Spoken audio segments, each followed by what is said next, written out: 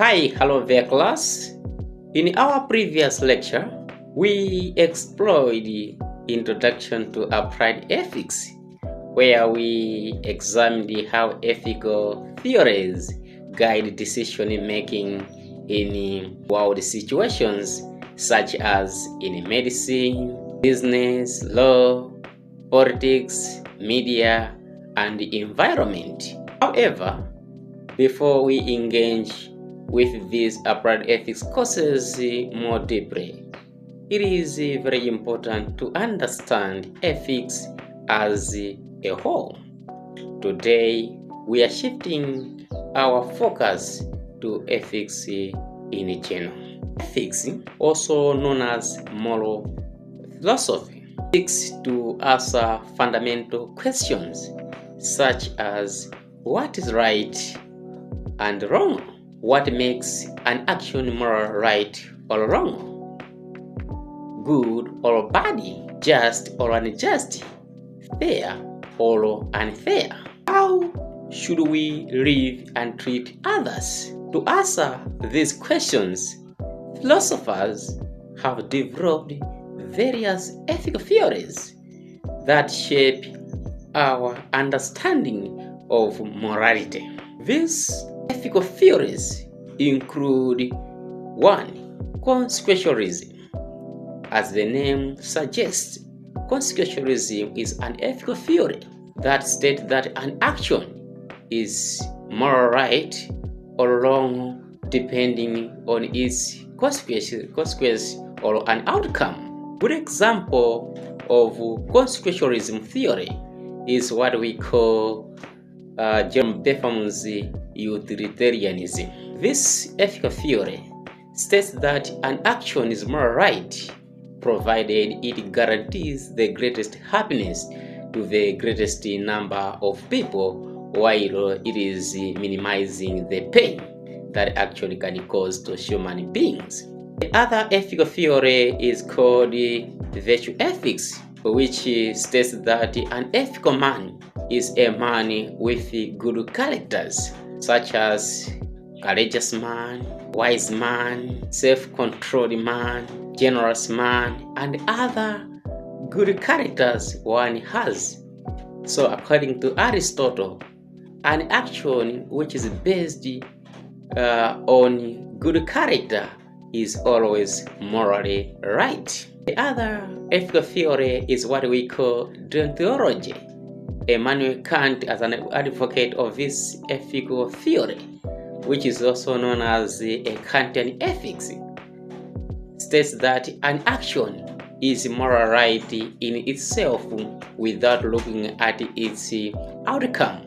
Whether an outcome of that action is very important to people or very useful to people, but if it has done out of bad intention, that action is morally wrong.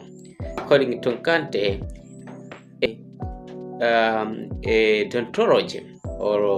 deontology is an ethical theory that encourages people always to follow rules and duties when undertaking an action.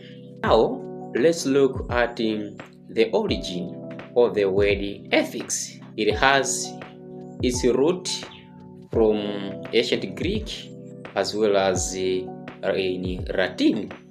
Ethics is deduced from the Greek word ethos, meaning custom or behavior. You can agree with me that when we talk about human behavior is more attributed to human behavior and therefore inherent to human beings.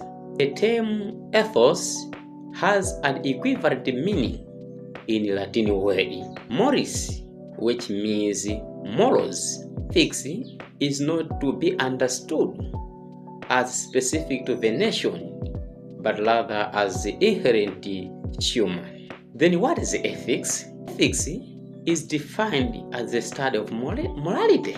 Then what is morality?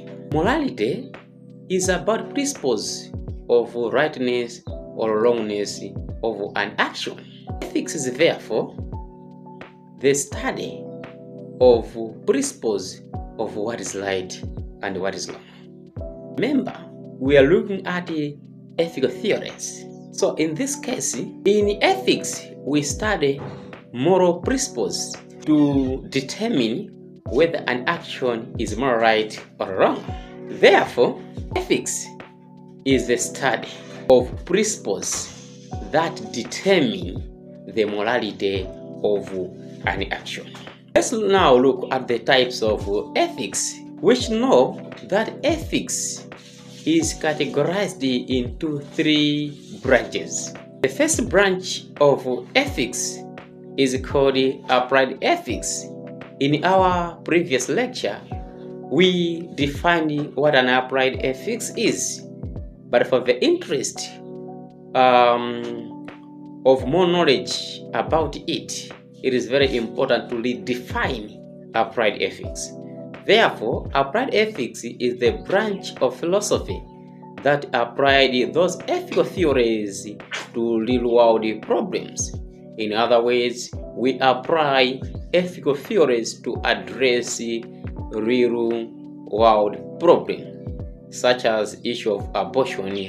To determine whether abortion is moral right, we can use ethical theories. Another branch of ethics is what we call normative ethics. It is prescriptive in nature, because this branch of ethics explores how people ought to act or ought to behave based on a moral set standards. Example, a doctor following the Hippocratic Oath for the best interest of the patient is a normative ethics, because it's about what ought to behave. Another branch of ethics, which is the last one, is called meta-ethics. Meta-ethics is descriptive in nature because it examines the nature, the meaning, and origin of the moral concepts or ethical principles. It always asks questions like, what is good? What is justice? That's about meta-ethics. In our next class, ladies and gentlemen, we are going to look in detail the courses that are within applied ethics. Of course, we will start with environmental ethics, where we are going to look at the relationship between human actions and nature, where we are going to look at the humans' responsibility and obligation towards nature.